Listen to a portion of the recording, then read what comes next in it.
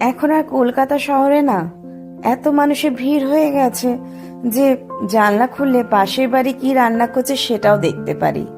সত্যি কথা, আর এত ভিড়ভাড়টা ভালো লাগে না।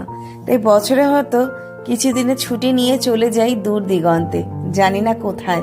আর সবচেয়ে ভালো লাগে কি জানো, এই সকালবেলার এই সবুজ ঘেরা পৃথিবী দেখতে। সেই সবুজকে জিনিস সেটা তো ভুলেই গেছি। আর সত্যি কথা, সকালবেলা চারিদিক যখন এরকম সবুজ জিনিস দেখি না, মনটা এমনিতেই না পজিটিভিটি হয়ে যায়। ছোটবেলা মা ঠাকুমারা বলতো গাছ লাগাও, সবুজ জিনিস দেখলে মনে হয় জীবনে একটা পজিটিভ ভাইবস থাকে।